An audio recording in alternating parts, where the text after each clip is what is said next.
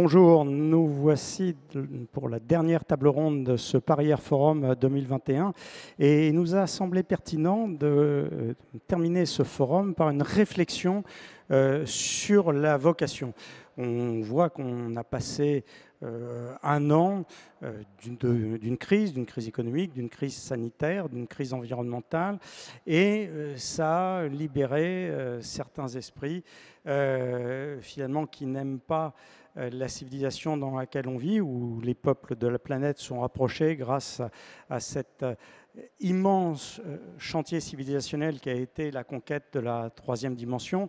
Sans la conquête de la troisième dimension, on ne saurait pas que les glaces fondent sur les pôles, on ne saurait pas que les déserts avancent, on ne connaîtrait pas le trou d'ozone, on ne connaîtrait pas tous les problèmes environnementaux dont on a une compréhension fine grâce à la troisième dimension. Donc on voit qu'on est sur un sujet de civilisation, et ce sujet de civilisation, on l'a vu, cette innovation portée à chaque fois, c'est par des jeunes générations. C'est-à-dire les générations se succèdent et chaque nouvelle génération a envie d'apporter sa pierre à l'édifice. Alors pour ce débat, on va avoir Élodie Bruno, qui est étudiante à l'ESTACA. Si on fait le tour, alors je vais commencer par Denis Mercier, qui a été l'ancien chef d'état-major de l'armée de l'air, qui a été commandeur suprême OTAN à Norfolk, et maintenant qui est président du conseil d'administration de l'école de l'air, donc qui voit les jeunes arriver, puis qui dirige une grosse entreprise. On a Bertrand Piccard, lui qui a été sans doute passionné avant la vocation, mais c'est lui qui va nous le dire, cette équation qui, sur chacun de nous, est différente et particulière, et que c'est cette diversité qui nous intéresse. Et donc, avec Bertrand, on s'est connus alors que lui faisait de la voltige en delta plage. Et voilà ce qui était quand même très particulier. Et quand on voyait la prise de risque qu'il faisait, donc on comprend la prise de risque qu'il a pris vers Solar Impulse. Mais s'il a traversé ça, on a un dicton dans l'aviation, le bon pilote, c'est le vieux pilote. Et apparemment, c'est un bon pilote puisque c'est un vieux pilote. Donc ça, c'est quelque chose d'important. Olivier Lèbre, qui est le directeur général de l'ISAE Supaéro, donc une des principales écoles d'ingénieurs en France. C'est une école qui a été créée en 1909, si je me souviens bien, première école d'ingénieurs au monde, et qui continue, donc ça va être peut-être le marqueur. Et puis Laura André-Boyer, qui est instructrice sur les vols paraboliques à l'Agence spatiale européenne, et elle qui a un itinéraire encore très très différent. Alors je vais me tourner vers Olivier Lèbre pour lui dire, voilà, une année de crise et de bashing, ça doit être dur de recruter des jeunes ingénieurs. Bah écoutez, là, j'ai le plaisir de vous partager une bonne nouvelle, en fait. C'est que contrairement à ce qu'effectivement on pouvait craindre, contrairement à ce que nous craignions, notre école d'ingénieurs, l'ISAE Supaéro, et plus généralement toutes les écoles d'ingénieurs du groupe ISAE, que je préside également et dont fait partie l'ESTACA, n'ont pas eu de soucis particuliers pour recruter des jeunes dans l'année passée. Mais même paradoxalement, pour nos recrutements internationaux, nous avons eu plus de candidats que les années précédentes. Donc cela prouve que même si la presse est pleine de mauvaises nouvelles sur l'industrie aéronautique, l'aéronautique et l'espace, puisque nous formons les jeunes à ces deux domaines à la fois, font toujours rêver les jeunes générations. Et je crois que c'est très important parce que ça veut dire que nous continuons à former des jeunes d'excellent niveau, d'excellent potentiel, qui seront là demain pour permettre à nos industries de se transformer, d'évoluer, de répondre aux attentes de la société comme ils l'ont fait au cours des décennies passées. Donc 2021, plus de candidatures à cette école. Et quand ils arrivent, puisque notre sujet, finalement, c'est cette équation entre passion et vocation. Est-ce qu'il y a beaucoup de vocation? Est-ce qu'il y a beaucoup de passion? Ou est-ce que c'est quelque chose qui s'acquiert, qui n'est pas forcément inné? Alors la réponse, c'est les deux. Nous avons quand même une très forte proportion de jeunes qui viennent dans nos écoles parce qu'ils sont passionnés par l'aéronautique ou par l'espace. L'espace fait beaucoup recette aussi en ce moment avec des ambassadeurs comme Thomas Pesquet qui ont un impact fort sur notre population à l'entrée, bien sûr. Je pense que Élodie pourra témoigner aussi de ce qui a été pour elle le déclencheur de sa vocation. Mais nous avons aussi des jeunes qui nous rejoignent parce qu'ils ont possibilité de rentrer dans une très bonne école d'ingénieur sans être forcément passionné par l'aéronautique. Mais ce qu'on constate, c'est qu'à la sortie, ceux qui étaient passionnés à l'entrée le sont toujours, bien sûr, et ceux qui ne l'étaient pas au début le sont devenus, parce que nous sommes dans un milieu qui engendre assez naturellement cette passion. Un milieu avec des valeurs très fortes, un milieu aussi dans lequel la notion de transmission n'est pas un vain mot. Il y a vraiment au sein de cette communauté aéronautique et spatiale française une longue histoire dont on est légitimement fier et qui nous permet d'être dans une posture de transmission forte vis-à-vis des jeunes générations, et que c'est quelque chose qu'ils ressentent, qu'ils apprécient et qui, assez naturellement, les conduit à se passionner pour ce qu'on leur propose. Oui, alors donc je vais faire un lien avec le lieu où on se trouve, cette grande galerie de l'innovation et de l'évolution dans la conquête de la troisième dimension. Et c'est vrai que là, il y a un palmarès des plus brillants ingénieurs du XXe siècle, assez incroyable, parce qu'à chaque fois qu'on a eu des problèmes très concrets, comment traverser la Méditerranée, comment traverser la Manche, comment traverser la Méditerranée, comment traverser l'Atlantique, comment aller en Asie, comment traverser le Pacifique, des jeunes ingénieurs ont trouvé les solutions qui ont bouleversé la planète. Et je crois effectivement, ce qui passionne les jeunes aussi, c'est justement qu'on leur propose des défis finalement d'une ampleur aussi impressionnante que celle que les générations précédentes ont relevées. On peut dire qu'en un siècle, les ingénieurs ont effectivement d'abord inventé l'aviation, il fallait le faire. Ils l'ont ensuite sécurisé. Aujourd'hui, c'est moins dangereux de monter dans un avion, dans un train, c'est quand même assez extraordinaire. Ils l'ont démocratisé, c'est moins cher de prendre l'avion que le train, bien souvent aussi. Il nous reste maintenant à la décarboner, et je crois que ce quatrième défi est d'une ampleur tout à fait similaire à celle des précédents. Et il est clair que pour les jeunes générations qui nous rejoignent, c'est quelque chose de vraiment très excitant, et c'est une des raisons pour lesquelles ils sont si nombreux à vouloir rejoindre nos écoles aussi. Merci Olivier. Je me tourne vers Élodie. Élodie, donc jeune étudiante, qu'est-ce qui vous a motivé pour devenir ingénieur à l'ESTACA? Bonjour, alors effectivement, comme on l'a dit, il y a différentes vocations. Ça a été quelque chose d'assez évident. Et la passion a tout de suite rimé avec vocation, tout est arrivé en même temps.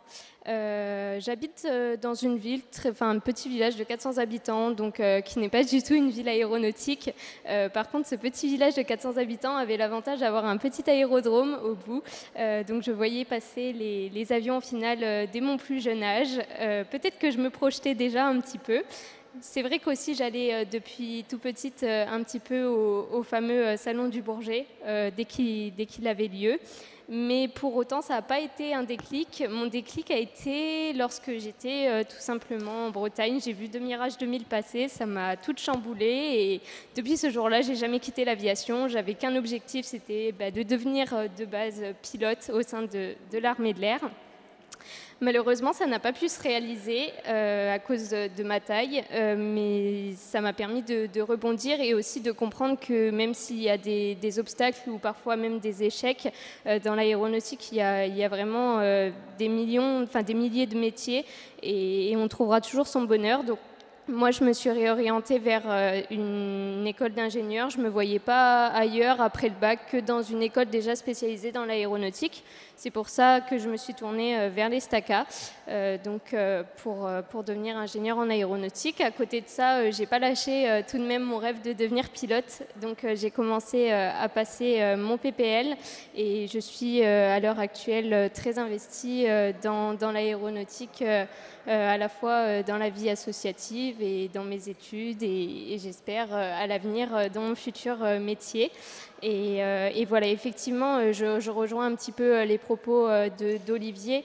Je suis également très attachée à l'histoire de l'aviation. Effectivement, ça a commencé par les frères Montgolfier, les premiers vols habités en 1783. Ça a suivi avec Clément Ader, avec Léol et puis avec les frères Wright. Si toutes ces personnes, eux-mêmes en fait, rêvaient de voler, pourquoi doit-on s'arrêter?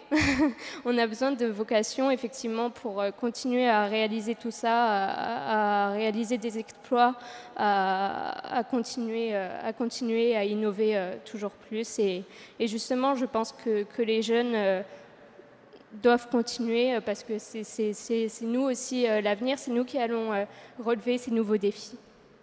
Alors je me tourne vers Laura André-Boyer. Laura, vous avez entraîné Thomas Pesquet sur les vols paraboliques, et donc c'est quand même quelque chose de très particulier.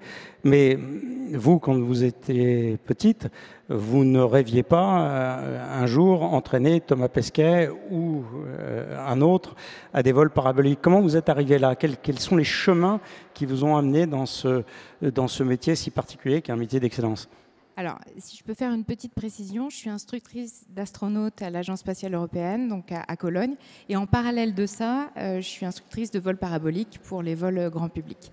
Donc, je ne suis pas seulement instructrice de Thomas, mais aussi de tous les astronautes qui se rendent à bord de l'ISS. Et non, effectivement, j'ai jamais ressenti, en étant enfant ou ado ou jeune adulte, cette attirance vers le monde de l'aviation ou de l'aéronautique ou de l'aérospatiale. Ça a été un concours de circonstances, ça a été aussi un concours de compétences qui ont fait que voilà, je suis arrivée dans ce milieu. Et je trouve ça hyper important de dire aux jeunes et puis aussi aux adultes, peu importe leur âge, qu'une vocation n'est pas nécessairement précoce, que la vocation, elle peut arriver plus tard et qu'il faut libérer ces arrivées-là, ces épiphanies, et qu'une vocation, c'est pas nécessairement non plus obligatoirement un déclic. Il n'y a pas toujours une violence, il n'y a pas toujours un événement qui vient changer notre vie. Ça peut être quelque chose de très doux et de très évolutif. Et je trouve que c'est intéressant d'en parler. Et donc, comment vous arrivez à l'Agence spatiale européenne? Parce que l'image qu'on va avoir de l'Agence spatiale européenne, c'est quand même des gens qui, depuis plusieurs décennies, ont ça comme cap. Alors, en même temps, c'est formidable, et moi, je pense que c'est une ouverture, et que ce monde de l'aéronautique, finalement, c'est un monde ouvert dans lequel chacun peut entrer au moment où il le désire. Et en même temps, c'est quoi le chemin? Quand vous me l'avez raconté, moi j'ai trouvé ça très, très épatant. Alors, je ne sais pas si on peut y rentrer quand on le désire. Je pense qu'il est plus juste de dire qu'on peut y rentrer quand peut-être l'industrie le demande. Donc, quand on reste recentré sur les compétences. Moi, effectivement, j'ai une composante d'études, d'éducation autour de la physiologie, de l'ingénierie. Et je me suis ouverte un petit peu à l'international et j'ai fait, un petit peu par hasard, mon stage de fin d'études au CNES, qui m'a accueilli au département de physiologie spatiale, parce que j'avais justement fait ces bonnes études, j'avais les bonnes compétences. Et puis, il se trouvait que ça se passait dans le spatial, à bord de l'ISS, et c'était simplement un environnement, un vocabulaire supplémentaire.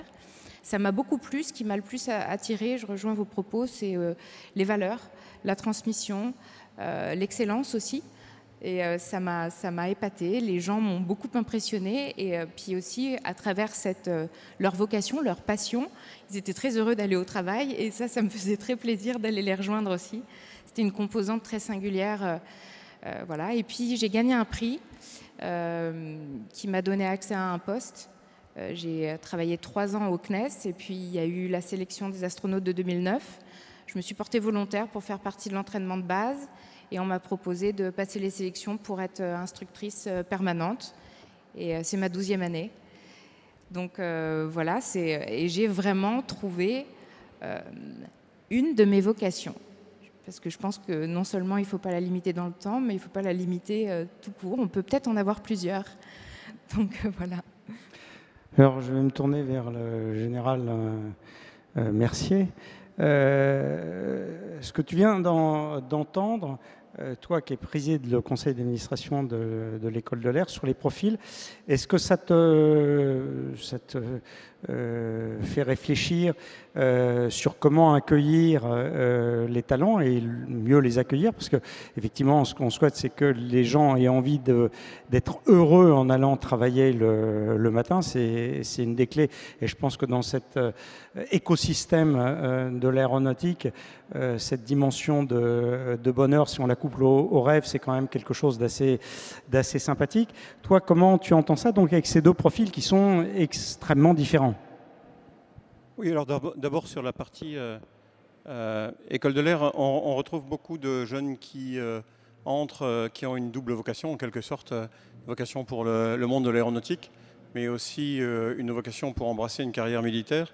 Donc aujourd'hui, on retrouve des jeunes qui ont déjà un engagement extrêmement fort dans ces domaines-là à l'entrée.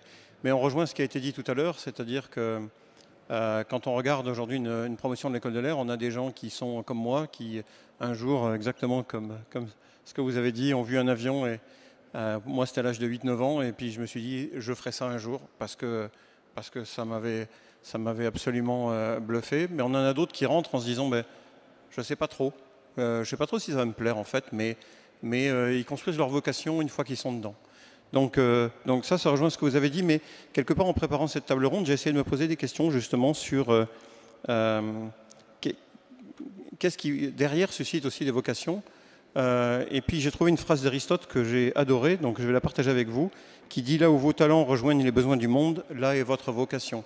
Et en fait, j'ai trouvé cette phrase intéressante parce qu'elle place la certitude du bonheur entre ce qui dépasse l'individu lui-même, mais aussi cette certitude qu'il y a une résonance avec les évolutions du monde.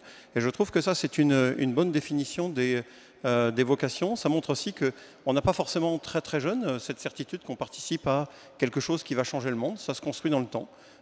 Mais derrière, eh bien, je crois que c'est très important parce que ce monde de l'aviation, de l'espace, par ses extensions aujourd'hui, par les nouveaux systèmes qu'on voit. On en voit un ici. Aujourd'hui, il y a des drones, il y a des dirigeables, il y a des avions qui vont faire des vols suborbitaux. On a un accès à l'espace qui va se démocratiser. Et en fait, on s'aperçoit que peut-être que ces dernières années, l'aviation, c'était je fabrique plus d'avions, je rentre plus d'avions dans l'espace aérien. Est-ce que ça allait changer le monde? On l'avait changé avant. Puis là, on se retrouve... et c'est pas tellement lié au Covid, on se retrouve avec, ou peut-être un peu, on se retrouve avec des évolutions derrière qui vont réellement contribuer à changer le monde, mais différemment. Et je pense qu'aussi ces vocations, finalement, elles sont pas liées au monde aéronautique. Et moi, je suis un grand défenseur des mobilités avec un S au sens large, parce que je crois que le monde de l'automobile, le monde de l'aviation, le monde du train, etc. Tout ceci va devoir se combiner et ça va susciter des très belles vocations parce que ça ouvre des champs qui sont incroyables sur les mobilités. Les mobilités, c'est ce qui rapproche les gens et derrière, c'est une aventure humaine remarquable en fait. Donc, je trouve que, en tout cas, les vocations, oui, elles ne se construisent pas forcément sur un coup de doigt, mais elles se construisent aussi avec cette idée qu'on fait quelque chose qui va changer le monde. Moi, j'ai vécu aux États-Unis. On allait dans la Silicon Valley, on voyait les GAFA et en fait là-bas même le type qui invente un algorithme pour la réservation d'hôtels, il explique qu'il va changer le monde, mais ils en sont vraiment persuadés. Et finalement quand je regarde aussi d'ailleurs ces GAFA, je vois aujourd'hui des Google qui construisent des dirigeables, je vois aujourd'hui Jeff Bezos qui quitte Amazon pour aller se lancer dans l'aventure spatiale, etc. On voit bien que beaucoup de gens ont intégré ce monde du numérique qui change le monde. Et puis, ce monde du numérique, eh bien, il commence à se retourner vers l'air et l'espace. C'est pas une surprise, mais on voit bien que, une fois de plus, c'est lié à la vocation qui permet à quelqu'un de se dire ben, moi, je contribue à cette évolution du monde, et ça, c'est très important. Alors, il y a un point sur ta carrière, c'est que, si j'ai bien compris, quand on préparait cette émission, tu as hésité entre devenir dessinateur de bande dessinée, et d'ailleurs, tu es très talentueux. Moi qui ai créé la rubrique bande dessinée au journal Libération, c'est un expert qui te dit ça. Et comment, qu'est-ce qu'il y a un moment entre deux passions tu as décidé celle qui serait ta vocation? Ça correspond à ce que disait Laura tout à l'heure, c'est-à-dire qu'on n'a pas qu'une seule vocation, je pense. En tout cas, moi j'en avais deux, et c'était effectivement la bande dessinée, l'aviation. Et puis, je m'étais dit, je peux continuer à dessiner, ce que j'ai fait, ce que je fais encore maintenant d'ailleurs. Et puis, je vais me lancer dans le monde de l'aviation, parce que ça me fait vraiment rêver. Et puis, j'ai fait des études de mathématiques pour rentrer à l'école de l'air. Et puis, l'école de l'air, j'ai eu la chance de réussir. Et puis d'être pilote de chasse, et puis de faire un métier qui était le métier dont je rêvais depuis tout jeune. Mais si je n'avais pas pu faire ça, j'aurais basculé, je crois. Alors, j'aurais peut-être pas fait ingénieur en aéronautique. Moi, j'aurais peut-être basculé dans la bande dessinée. Donc, parce que quand on a plusieurs vocations, alors je ne sais pas si la bande dessinée change le monde, mais oui, quand même, ça permet d'amener du rêve. Peut-être que c'est au travers de Tanguy et la Verdure que entre autres choses, Klosterman aussi a des écrits que j'ai eu cette vocation. Donc voilà, je pense qu'on peut avoir plusieurs vocations, effectivement. Alors Bertrand, toi, plusieurs vocations. Raconte-nous ce qu'étaient les passions et les vocations de Bertrand Piccard, jeune. J'étais tiraillé entre mon envie d'être un explorateur et ma peur de grimper dans un arbre, parce que j'avais le vertige. Et c'est assez intéressant parce que j'avais des très grands rêves, mais je ne savais pas comment les accomplir. Ces grands rêves, ils sont venus des gens que j'ai rencontrés. Ce n'était pas seulement mon père et mon grand-père, c'était les astronautes du programme spatial américain quand j'avais entre 10 ans et 12 ans et que j'habitais en Floride. Wernher von Braun qui m'a invité pour voir décoller 6 fusées Apollo. Charles Lindbergh que j'ai rencontré le soir avant le décollage d'Apollo 12.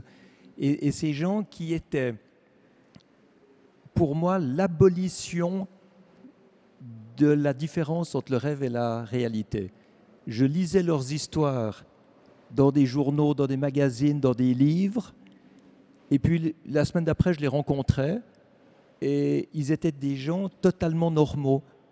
Avec moi qui était un enfant, ils me racontaient leurs rêves, ce qu'ils faisaient, pourquoi ils le faisaient. Ils me prenaient au sérieux.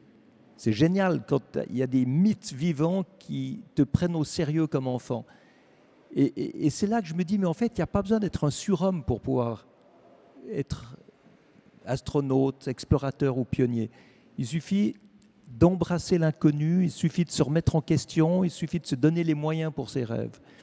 Et à partir de là, j'ai eu une boussole dans mon cœur qui avait une aiguille qui ne montrait pas le nord, mais qui montrait l'inconnu, tout ce qui n'avait jamais été fait. Et chaque fois qu'il y avait quelque chose qui n'avait jamais été fait, ou qui était à son balbutiement, je me disais, ça c'est pour moi, j'essaye. Et je crois que j'ai presque tout essayé. Je n'ai pas essayé la drogue, parce que je pense que le bénéfice n'en vaut pas la peine. Mais à part ça, j'ai essayé des tas de trucs, et puis je me disais, j'aime, je continue, j'aime pas, je continue pas. Et ça me donnait une liberté. En fait, je pouvais être un hérétique. Je pouvais penser comme je voulais penser, en dehors de tous les dogmes, en dehors de tous les, de tous les préjugés. Et ça, c'est une liberté fantastique. Je ne serais jamais arrivé à un avion solaire électrique si je n'avais pas grandi comme ça.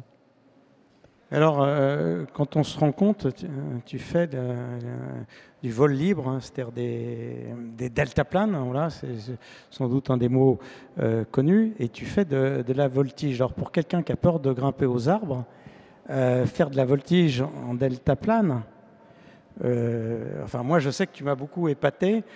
Tu m'aurais proposé à l'époque, seul Ripple, tu m'aurais proposé de monter, je serais monté. Ton ballon avec Brian Jones, voltige en deltaplane, pour un gars qui a peur de monter aux arbres, explique-moi. C'est la preuve qu'on peut se soigner. Moi, quand j'ai vu voler la première aile Delta, j'avais 16 ans, c'était 1974, c'était une des premières ailes qui volaient en Suisse, et je me suis dit, ça c'est pour moi. Et je ne cache pas mes difficultés d'adolescent, parce que je pense qu'il faut montrer qu'on peut très bien transcender ses peurs et qu'on peut faire beaucoup plus que ce qu'on croit. J'ai appris à voler en me disant, je vais me soigner. Et quand je me suis retrouvé à 2000 mètres d'altitude à faire mes loopings en delta, j'ai compris que finalement, la peur se transcende simplement dans la conscience de soi-même dans l'instant présent. Et c'était finalement une expérience philosophique, presque spirituelle, d'être connecté à soi-même, avec sa respiration, la vie dans son corps, le mouvement de son corps dans l'espace, et que si on est vraiment connecté à soi-même, il n'y a plus de place pour se projeter dans la peur, de se projeter dans le vertige. Et pour moi, c'était une révélation. Alors je commence ce que tu dis, parce que le deltaplane, moi, je l'ai essayé dans les carrières de la Ferté-Alais. Il y a des carrières autour de la Ferté-Alais, et c'était des carrières de sable. Donc on s'accrochait, puis on n'avait pas d'instructeur, personne n'avait fait ça. On fabriquait des deltaplanes avec des plans, et on se lançait. Et puis, moi qui étais déjà pilote d'avion, Donc c'était une tentative hérétique, pour reprendre ton terme. Et je me souviens de la première fois que les copains m'ont vu décoller, c'est-à-dire intuitivement j'ai réussi à le faire palier, et tout d'un coup je me suis dit, et mec, montrait comme il y a une petite statuette où on voit deux gamins qui pointent du doigt et disent c'est Blériot. Et là c'était Armanet. Et là c'était Armanet qui s'est pété la gueule un peu plus loin. Alors toi, alors je vais me tourner vers Elodie, puisque la Ferté-Alais, ça lui parle. Sa passion, elle participe à l'AJBS, qui est l'association Jean-Baptiste Salis, cette association qui fait voler ces vieilles machines, c'est-à-dire qui continue à rendre vivant le rêve des générations précédentes. Est-ce que, Elodie, c'est possible de nous en parler ?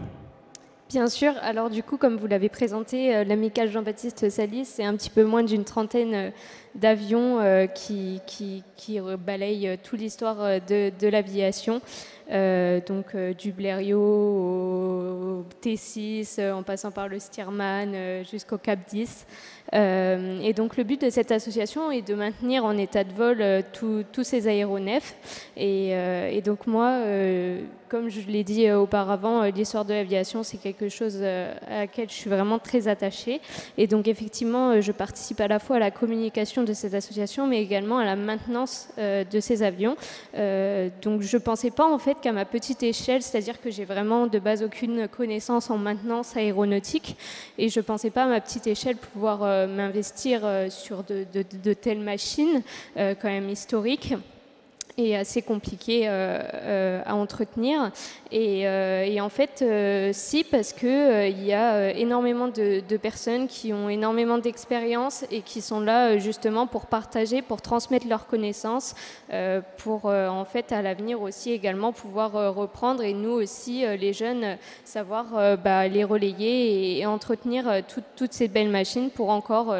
on l'espère pouvoir les faire voler encore bien longtemps. Donc effectivement, à côté du pilotage et de mes études, je passe également beaucoup de temps à cette association qui permet également de m'adonner à ma passion. Alors, donc, on est en train de construire ce concept de passion et de vocation. Donc, ce qui est intéressant, c'est qu'une instructrice d'astronaute et un chef d'état-major de l'armée de l'air ont eu plusieurs vocations. Donc ça, c'est une boussole qui est très intéressante. La dimension patrimoniale, est-ce que c'est quelque chose que vous intégrez? Donc, par exemple, tel que l'a exposé Bertrand Piccard, la rencontre avec Charles Lindbergh, la rencontre avec les astronautes des programmes Apollo, donc avec cette dimension de légende, et tout d'un coup on se rend compte que c'est des hommes comme nous, et finalement qu'on rêvait comme nous, et puis à un moment qui ont fait des choses fantastiques parce qu'ils répondaient présents à leur époque. Donc vous les voyez passer? Je les vois passer, oui, c'est vrai.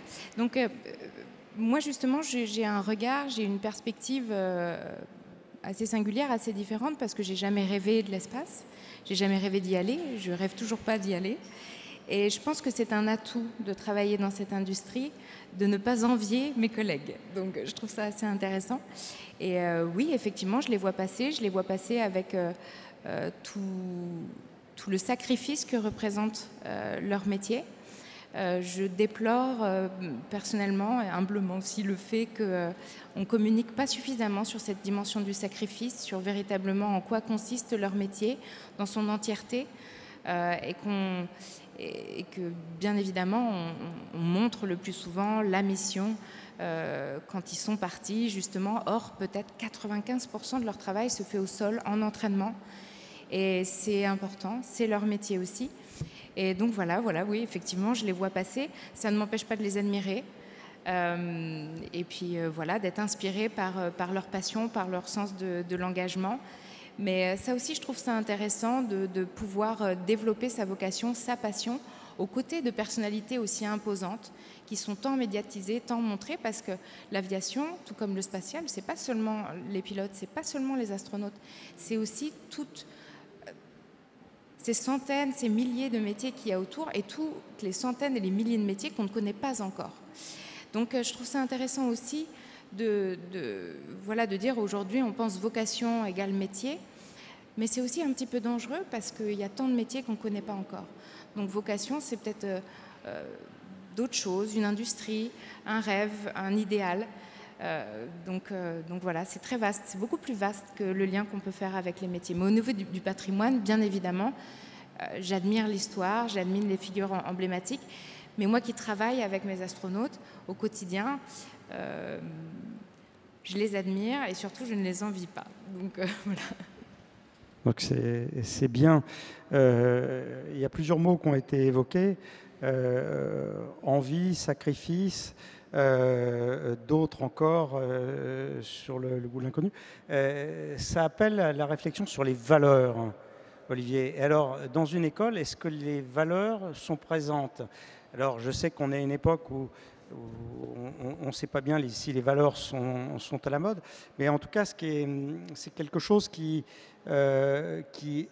émerge dans tout ce qui a été dit, c'est le goût de se donner, c'est-à-dire le goût de ne pas tricher. Donc on est déjà dans un monde de valeurs, donc de ne pas tricher avec soi.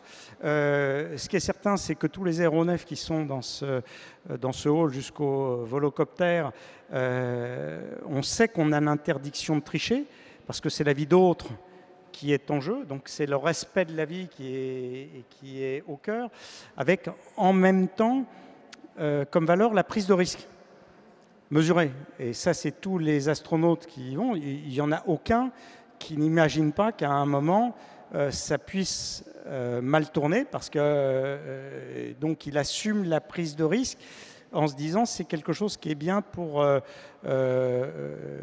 l'humanité, pour la civilisation. C'est-à-dire je fais quelque chose qui me dépasse. C'est-à-dire j'y trouve un profit personnel.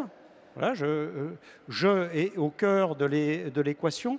Mais ce que je fais, ça va être Solar Impulse, mais on va y revenir. Mais comment on transmet les valeurs dans une école d'ingénieurs ? Je crois effectivement c'est un élément important qu'on a mentionné à plusieurs reprises au cours de cette table ronde et que ce n'est pas quelque chose de facile à faire par ailleurs. Les valeurs, ça ne se transmet pas par des simples discours, ça se transmet d'abord par l'exemple. Et de ce point de vue-là, savoir se référer à nos grands anciens, à ceux qui sont encore présents dans la communauté, c'est évidemment un élément très important. Quand on sait faire appel à des figures comme Marcel Dassault, Henri Ziegler, qui ont été certes de grands ingénieurs, de grands constructeurs aéronautiques, mais également de grands résistants, on voit bien à quelle profondeur ça peut mener. Et aujourd'hui encore, on a dans la communauté aéronautique beaucoup de gens à montrer en exemple. Il y en a d'ailleurs sur ce plateau en ce moment même. Et c'est ça aussi qui inspire et qui permet de construire, ce qui est également un point très important que j'évoquais tout à l'heure, cette communauté aéronautique qui a une vraie existence. Il y a une culture commune.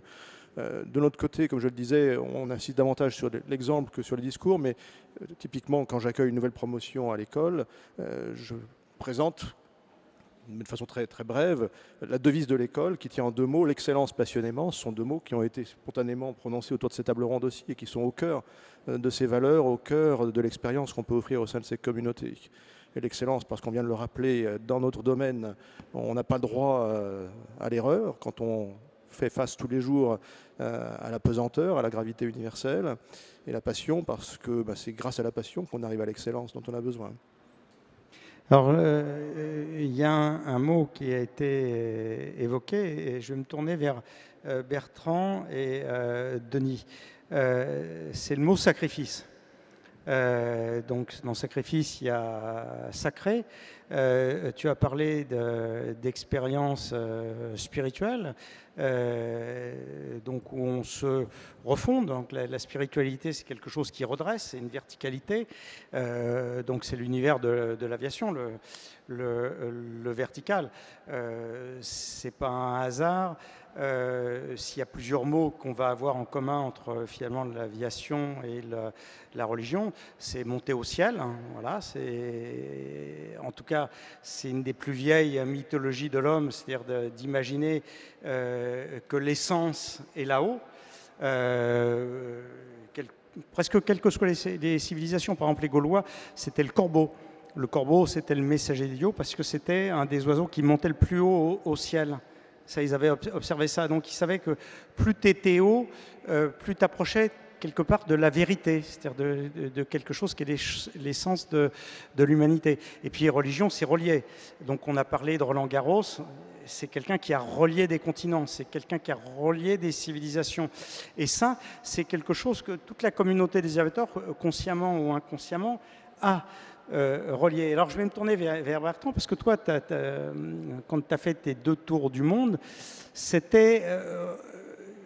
quel sens tu donnais à relier ces géographies par cette 3e dimension? Alors, il y a le premier... C'est avec Brian Jones, et je me souviens, c'était Jean-Pierre Agnoret qui était dans l'espace, qui a remis le trophée de l'Aéroclub de France. Il y a la présidente de l'Aéroclub de France qui est là, et moi j'étais secrétaire général, et c'était quand même très très émouvant. On était à l'hôtel de ville de Paris, et cette remise, donc à l'époque c'était quand même très très compliqué d'avoir des liaisons, et c'était tout d'un coup, on a entendu la voix de Jean-Pierre Agnoret de l'espace, qui a discuté à un moment avec Bertrand et qui lui disait l'admiration. Donc il était pour 6 mois en vol dans l'espace. Et Bertrand, je ne sais pas si tu étais au courant que ça se passerait comme ça, mais tu avais cette émotion de gens qui avaient été au bout d'un rêve et en même temps qui servaient quelque chose, c'est-à-dire qui avaient dit, voilà, le rêve, on peut le rendre possible. Bertrand, oui. J'aime bien ta manière de parler de relier, de la relation. C'est d'ailleurs très Saint-Exupéry, hein, puisque Saint-Exupéry disait bien que le sens de la vie, c'était de relier les hommes. Moi, j'avais envie, en fait, de relier le passé au futur. Parce que c'est sûr que quand on parle de vocation, dans l'aéronautique, il faut se rappeler que l'aviation est le rêve millénaire de l'être humain. C'est même pas un rêve, c'est un mythe. On pensait qu'il n'y avait que les dieux qui pouvaient voler. Les oiseaux étaient des animaux sacrés. Et on aurait pu voler bien avant. D'ailleurs, Léonard de Vinci a fabriqué des modèles d'avions qui auraient pu le faire voler. Mais il ne faut pas oublier que s'il avait volé lui-même, il aurait été torturé et brûlé par l'Église. Parce qu'on n'avait pas le droit de voler. Donc c'est un mythe qui était inatteignable. Et comment est-ce qu'on a réussi ? Grâce à l'esprit pionnier. Donc en fait, ce n'est pas seulement le bonheur de voler et d'atteindre ce mythe, c'est d'arriver à se relier au futur, s'affranchir du passé et inventer quelque chose de nouveau. Donc moi, ce qui m'a toujours fasciné dans l'aviation, indépendamment du plaisir personnel de voler, c'est cet esprit de pionnier. J'ai vu les autres qui inventaient l'aviation, et moi, j'ai eu envie de continuer. Et c'est pour ça que j'ai fait Breitling Orbiter. Breitling Orbiter, tout le monde m'a dit que c'était impossible. On ne pouvait pas faire le tour du monde en ballon parce que le vent met 3 semaines pour faire le tour et le ballon qui avait volé le plus longtemps avait volé 6 jours. C'est bien la preuve que c'est impossible.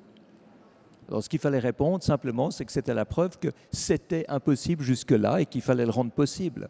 Et on a fabriqué un autre type de ballon qui est une rosière, d'ailleurs inspiré de pilotes de rosier, mais en mettant de l'hélium au lieu de l'hydrogène, pour pouvoir voler 3 semaines, 45 000 km. Et c'est devenu le plus long vol de l'histoire de l'humanité, alors que c'était un ballon et même pas un avion. Et puis ensuite, une fois que c'était fait, c'est vrai que j'avais envie d'entrer vraiment dans cette démarche d'aviation propre.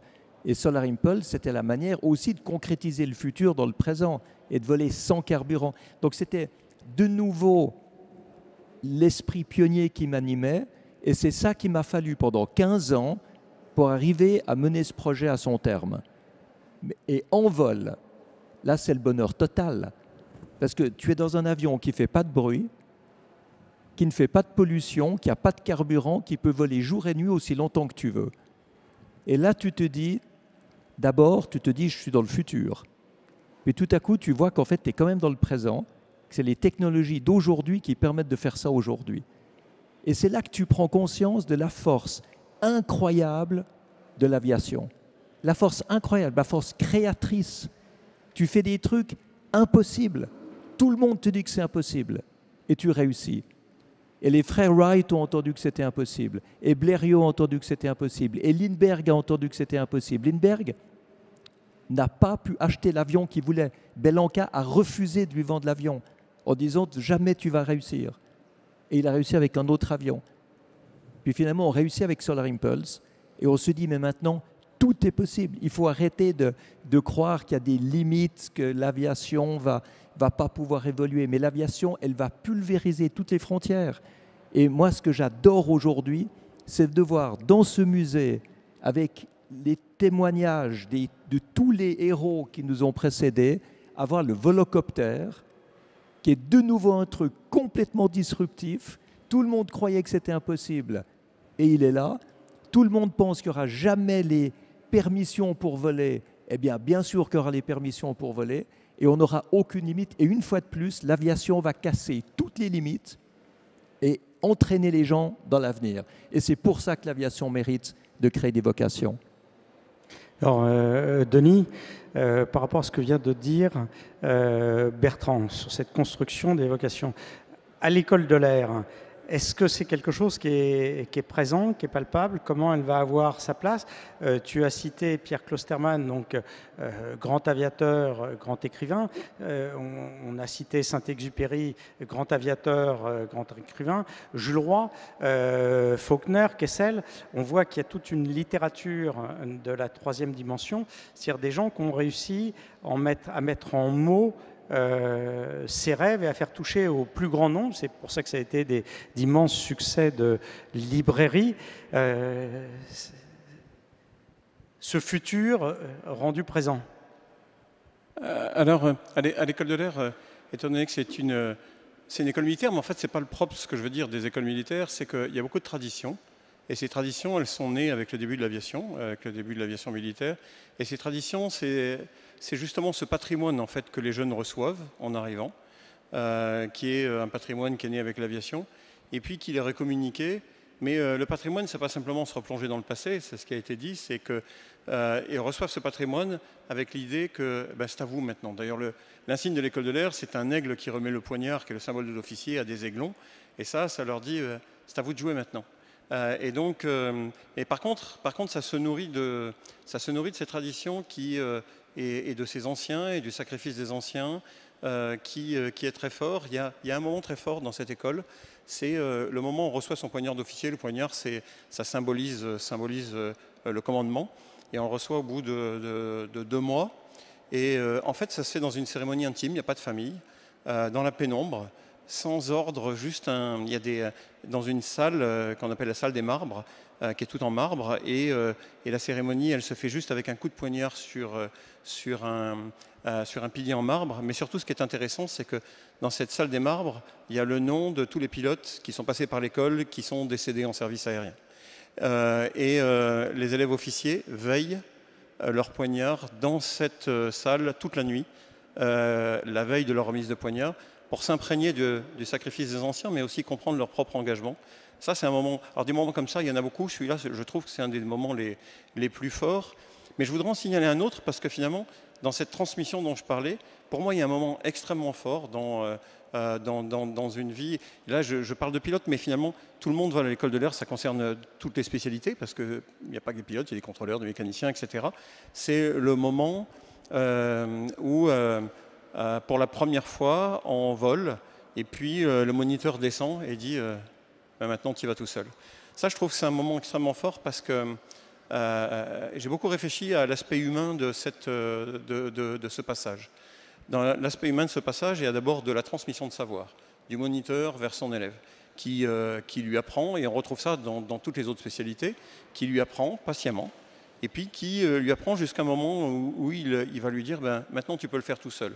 Le problème, c'est pousser un peu plus à l'excès quand on monte dans un avion, parce qu'au premier vol, quand on part tout seul, il peut se passer beaucoup de choses. Et on n'a pas l'expérience pour faire face à toutes les situations. Et ce que je trouve intéressant, c'est que quand on analyse ce moment, pourquoi est-ce que le jeune part tout seul? Il ne part pas tout seul parce qu'il est inconscient, ou il se dit maintenant, ça y est, je suis prêt, j'y vais. Il part tout seul pour une chose, c'est qu'il a construit dans son apprentissage une confiance énorme en son instructeur.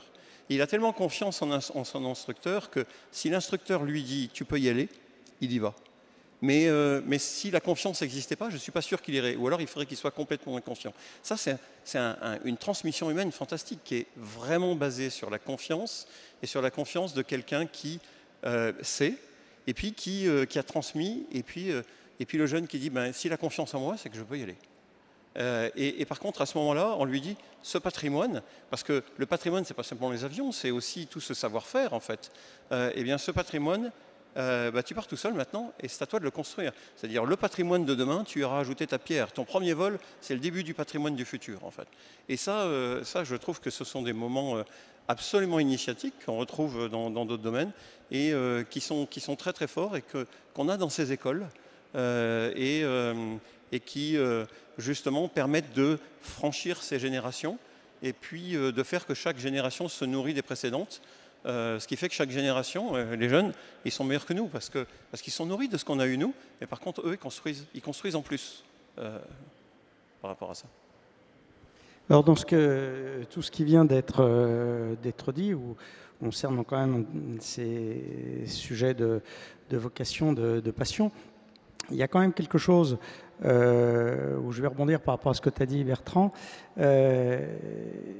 Comment se fait-il que cette conquête du ciel se soit passée, par exemple, à Paris?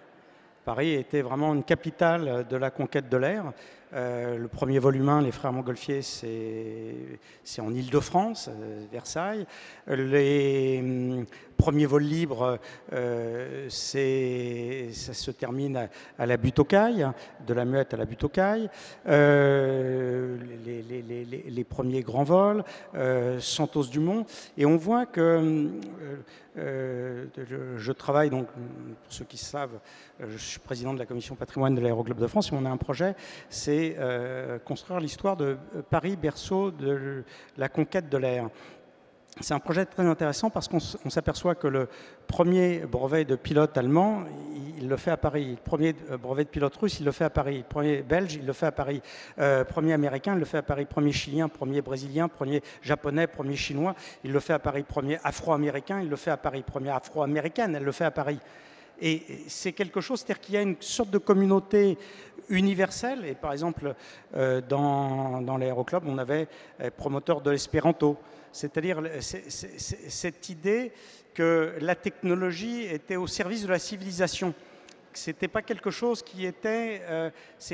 et c'est vrai qu'on est dans une civilisation, donc c'est civilisation occidentale, civilisation judéo-chrétienne, qui va mettre en place la flèche du temps. C'est-à-dire qu'avant, on est dans des temps cycliques, et tout d'un coup, le judéo-christianisme, en accouplant la science et la technique, c'est-à-dire en définissant l'idée de progrès, nous fait passer du temps cyclique au temps vectoriel. C'est-à-dire que, alors est-ce que c'est bien, est-ce que c'est mal, c'est un sujet qu'on traitera au prochain Paris Air Forum, parce que ce serait un peu long. Mais il y a cette idée qui va être structurante, c'est-à-dire que quand un Picard, père ou grand-père font des œuvres, c'est de dire « je fais progresser l'humanité ». Et ça, c'est la flèche du temps. Donc c'est une invention qui s'est faite donc dans cette civilisation occidentale, c'est-à-dire qu'il y a un croisement, c'est une pensée métisse, c'est Jérusalem, Athènes plus Rome, trois façons de penser différentes qui s'accouplent et qui donnent quelque chose. C'est le Morane-Saunier-G, c'est le volocoptère, c'est le Breguet 14, qu'a piloté Mermoz, Saint-Exupéry, Guillaumet. Donc cette flèche du temps. Et en vous entendant, je me disais, mais finalement, ceux qui font du bashing, et on voit pour certaines pensées écologiques, rétrograde, archaïque. C'est le refus du temps vectoriel et on repasse au temps cyclique. C'est le temps arrêté, c'est-à-dire il n'y a pas... le progrès, il est refusé. Et le progrès, ce qui a été dit par tous, les jeunes ingénieurs qui sont formés, c'est quand on rentre à l'école, quand Marcel Dassault est devenu l'élève de Louis Breguet, il ne savait pas quelle invention il ferait. Il ne savait pas du tout. Il ne savait pas du tout qu'il créait les lycées clairs. qui améliorerait les performances des aéronefs. Ils ne savaient pas que le dernier avion, moi je l'ai vu devant le Rafale, présenter le Rafale, quand il est à l'école dans les années 1910, avec Louis Breguet, il ne sait pas. Mais il sait qu'il rentre dans un univers du possible parce qu'on est cette communauté de gens. Et dans le ciel, on a Thomas Pesquet qui est là. C'est-à-dire des gens qui croient au progrès. Alors le progrès, parfois, il est bienveillant et il peut avoir des utilisations malveillantes. Il n'empêche que la possibilité de voyager, que quelqu'un qui est en Asie puisse aller en Afrique ou en Amérique et de se relier et relégarer, cette immunologie finalement de l'aviation. On est au cœur finalement le mot a été dit, de cette mystique, c'est-à-dire vocation, on en a plusieurs. Passion, c'est pareil, c'est quelque chose de protéiforme, on n'a pas une passion dans la vie, mais tous avec les histoires différentes avons ça, et cette spécificité, c'est la flèche du temps. C'est-à-dire qu'on voit des civilisations brillantes, comme la civilisation chinoise, qui est une civilisation immense, qui a préfiguré plusieurs siècles en amont. Mais à un moment, ils ont refusé cette flèche du temps. Ils ont dit non, nous, c'est l'empire du milieu, et l'idéogramme, c'est-à-dire on est dans un univers qui n'a pas besoin d'aller ailleurs. Et ici, ce qui s'est passé dans cette humanité, qui est une humanité de grandes invasions, c'est-à-dire une grande partie de la planète s'est retrouvée ici, et avec ce goût, on a les Finistères, c'est là où se finit la Terre, et ça ne suffisait pas aux gens qui étaient ici. Eux, ils voulaient aller voir de l'autre côté où la Terre était finie, et toi, c'est ce que tu as fait avec Solar Impulse. La Terre était finie, c'est un avion sans carburant, ça ne pouvait pas faire le tour du monde. Et finalement, tu es l'héritier de tous ceux qui y sont passés avant nous. Alors, Bertrand, je vais te laisser le mot de la fin. Mais tu vois, c'est pas parce que j'adore l'aviation que je dois être complaisant. Donc je vais quand même dire ce que je pense profondément. Il y a eu une première époque qui était l'époque des pionniers, des explorateurs, où il y avait une progression. Chaque mètre d'altitude, chaque kilomètre de vol, chaque minute, c'était au prix d'efforts incroyables, c'était des records du monde, c'était l'admiration de toute la population mondiale. Et puis ensuite, c'est devenu non plus innovatif, mais optimisé. Donc on a passé de l'époque des pionniers à l'époque des industriels. Mais des industriels qui faisaient un magnifique travail, qui optimisaient les avions faisaient de moins en moins de bruit, de moins en moins de consommation, de moins en moins de pollution. On l'a entendu tout à l'heure dans d'autres tables rondes. Mais ce qui fait que maintenant, je dirais, en ayant si peu innové de manière disruptive depuis 20 ou 30 ans, ce qui est attaqué, ce n'est pas le mythe de voler, ce n'est pas l'esprit pionnier. Ce qui est attaqué, c'est l'industrie. Et les écologistes qui veulent, à leur manière, protéger l'environnement, attaquent toutes les industries. L'industrie de l'aviation, l'industrie du maritime, l'industrie de la voiture, etc. Et parfois, ils le font avec de bonnes intentions, même s'ils sont maladroits. Parce que c'est clair que quand on se met à stigmatiser l'aviation en rendant le bouc émissaire, alors qu'il y a 3% de CO2 et puis que rien que le textile fait 7% et l'habitat en fait 40%, c'est vrai qu'il y a un côté ridicule qui fait que les écologistes se discréditent en s'attaquant de manière aussi anecdotique à des boucs émissaires. Mais l'aviation n'a pas réagi comme il fallait.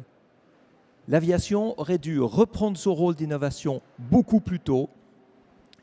Il fallait jamais refuser les accords de Paris au niveau de l'aviation civile. L'aviation civile s'est positionnée en dehors des accords de Paris en disant on aura notre propre programme.